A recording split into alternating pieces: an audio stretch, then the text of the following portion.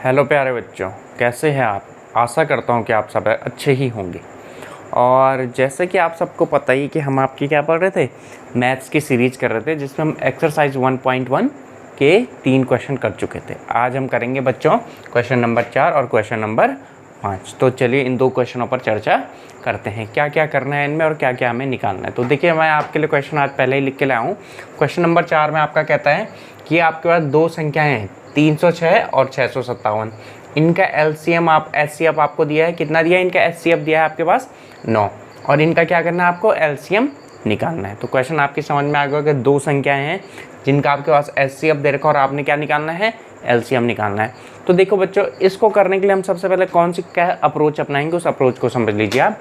हमने इससे पहले जो क्वेश्चन नंबर 2 और 3 में एक बात सिद्ध की थी कि किन्हीं भी 2 संख्याओं का जो एलसीएम और एचसीएफ का गुणनफल होता है वो क्या होता है, उन संख्याओं के गुणनफल के बराबर होता है। तो इस वाले अप्रोच का यूज हम करेंगे। तो देखिए, जब हम इसको हल करेंगे तो क्या होता है, हमें पता है भाई 2 संख्याओं का HCF इंटू LCM बराबर क्या होता है, संख्याओं का गुणनफल बराबर संख्याओं का गुणनफल।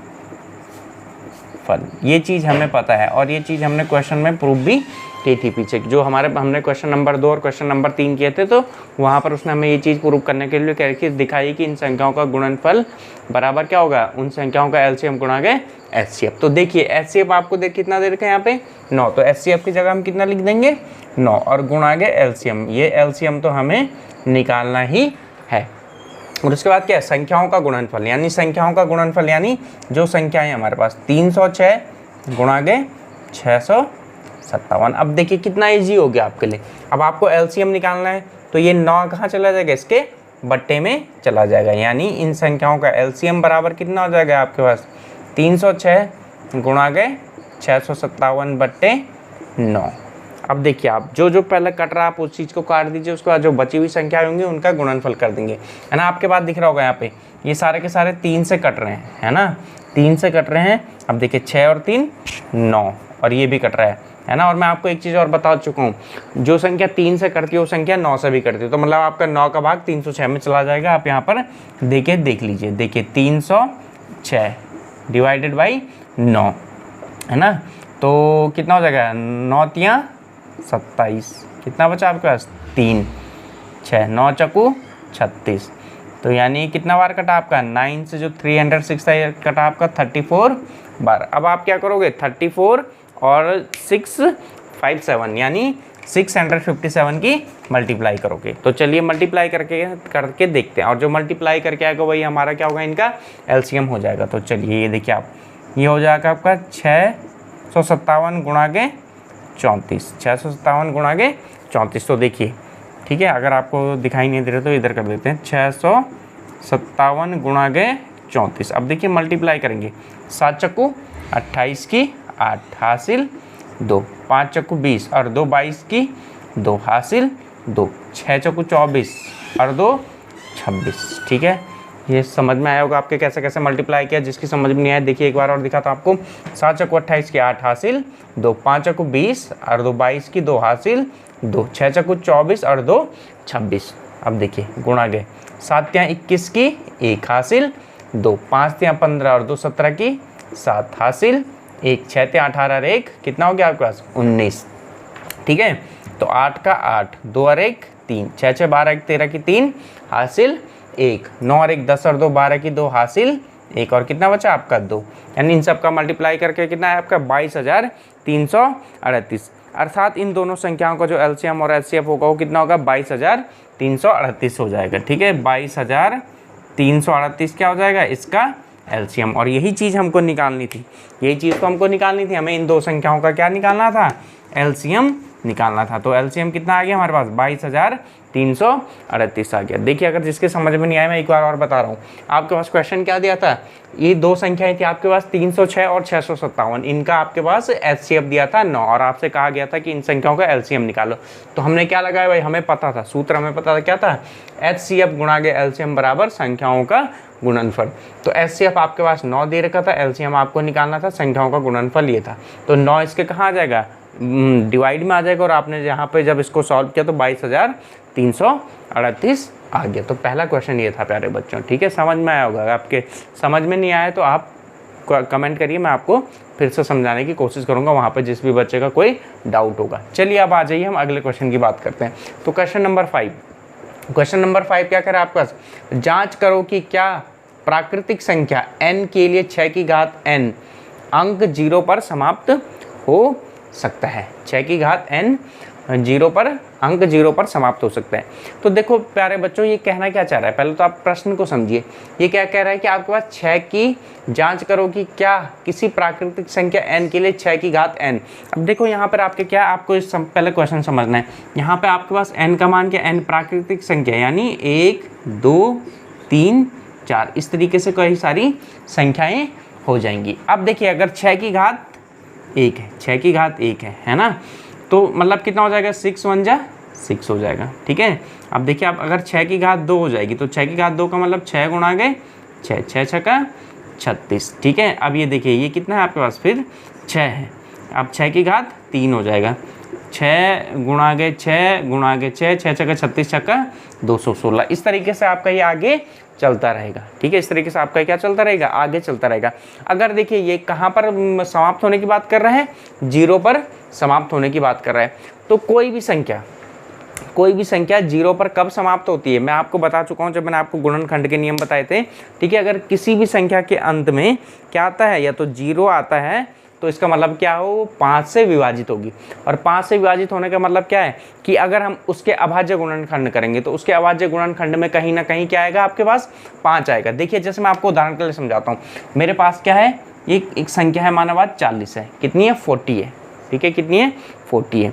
अगर ये 5 से डिवाइड है ना, आपको पता है वैसे भी ये 5 से डिवाइड होगी क्योंकि इसके लास्ट में कितना है 40 आ रहा है। तो देखिए जब मैं इसके क्या करूंगा, प्राइम फैक्टर करूंगा तो इसके प्राइम फैक्टर में कहीं ना कहीं 5 आएगा। अगर ये 5 से डिविजिबल है, अगर 5 से डिविजिबल नहीं तो इसके प्राइम फैक्टर में कहीं भी 5 नहीं आएगा, ठीक है।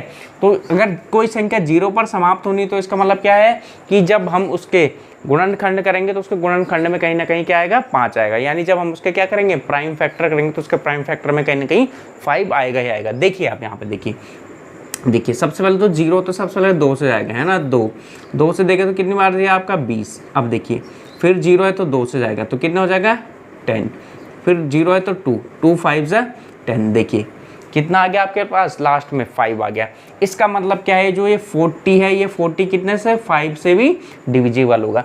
तो वही बात यहाँ पर हम कहना चाह रहे हैं कि अगर अंक 0 पर समाप्त हो सकता है, अंक 0 पर समाप्त होने का मतलब क्या है कि वो डिजिट कहीं ना कहीं 5 से डिविजिबल होगी। मैं आपको रूल भी बता चुका हूँ। तो अब देखिए यहाँ पर जितनी भी आपके इस तरीके से जब आप इसके क्या रखोगे, इनके n की वैल्यूज रखते जाओगे 1 2 3 4, तो इस तरीके से आती जाएगी आपके ये आगे, ठीक है। तो अब मैं चलता हूँ इसको आगे, तो डॉट डॉट डॉट डॉट कितना हो जाएगा, डॉट डॉट डॉट हो जाएगा आपकी 6 की पावर n। तो अब मेरे को चेक करना है कि क्या ये कभी 0 पर समाप्त होगा या नहीं होगा। अगर ये 0 पर समाप्त होगा तो इनके फैक्टर में कहीं ना कहीं कितना आना चाहिए, आपके पास 5 आना चाहिए। तो करके देखते हैं, चलिए। जब आपके पास 6 आया, जब 6 की पावर 1 थी तो 6 यानी कितना हो जाएगा आपका, ठीक है, 2 से जाएगा तो 2 3 जा 6, यानी इसके फैक्टर कितना है आपके पास 2 और 3 आए, ठीक है। अब देखिए अब हम कितने का फैक्टर करेंगे, फिर उसके बाद 36 का, तो यहाँ पर करके देख लेते हैं। 36 का करोगे तो 2 से जाएगा, है ना, 2 18 जा 36, 2 9 जा 18, फिर कितना जाएगा 3, यानी इसका फैक्टर करके कितना आ रहा है आपके पास, देखिए 2 की पावर 2 और 3 की पावर 2, यानी 5 अभी भी नहीं आया।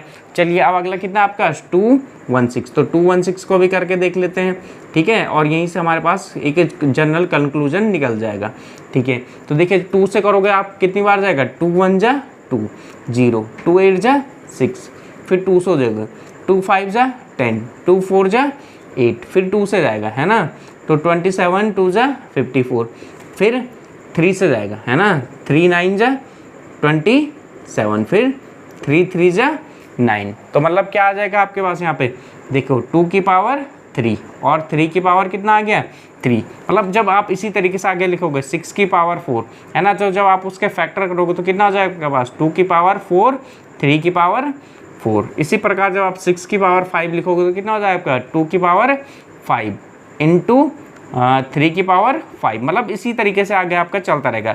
जब आप 6 की पावर n पर पहुंचोगे तो वहाँ पर कितना आ जाएगा आपका 2 की पावर n इंटू 3 की पावर n आ जाएगा। इसका मतलब आपका क्या है, आपके जब भी आप इनके प्राइम फैक्टर करोगे इस तरह के 1 से लेके इन्फिनिटी तक, तो आपके पास कभी भी उसके प्राइम फैक्टर में कितना नहीं मिलेगा, 5 नहीं मिलेगा। तो जब 5 नहीं मिलेगा तो इसका मतलब कि क्यों आपके पास जो डिजिट है 6 की पावर n वो कभी भी 0 पर समाप्त नहीं हो सकती। तो आपको यहाँ पे एक लाइन लिखनी पड़ेगी, ठीक है, क्योंकि 6 की पावर n के अभाज्य गुणनखंड जिनको हम क्या बोलते हैं, प्राइम फैक्टर भी बोलते हैं, ठीक है। प्राइम फैक्टर में केवल कितना आ रहा है, 2 और 3 आ रहा है, इसीलिए यह कभी भी 0 पर समाप्त नहीं होगी, ठीक है। मतलब आप क्या लिखोगे, ठीक है, व्हेन वी, ठीक है, प्राइम फैक्टराइज 6 की पावर n, ठीक है, we always get 2 and 3 as it's prime factor, hence 6 की power n never end into the 0, ठीक है। तो ये हो गया आपके पास क्वेश्चन नंबर 5। तो आशा करता हूँ बच्चों ये क्वेश्चन भी आपकी समझ में आया होगा। तो आज हमने क्वेश्चन नंबर 4 और क्वेश्चन नंबर 5 किया, कल हम आपका क्वेश्चन नंबर 6 और 7 करेंगे, उसके बाद आपकी एक्सरसाइज नंबर 1 समाप्त हो जाएगी। तो चलिए बच्चे, इसी तरीके से हमारी वीडियोस देखते रहिए और अपने दोस्तों को भी बताइए। अगर आपको अपने बोर्ड एग्जाम की तैयारी करनी है तो आप हमारे यहाँ चैनल से देख सकते हैं। और जब मैथ का ख़त्म हो जाएगा तो उसके बाद मैं सोच रहा हूँ आपको ज्योग्राफी का भी पढ़ाया जाएगा, ठीक है बच्चों। अगर आपको पहले पढ़ना होगा तो आप बता दीजिए, मैं आपको पहले भी ज्योग्राफी या जो आपकी जो सोशल साइंस होती है उनको स्टार्ट करवा दूँगा, ठीक है प्यारे बच्चों।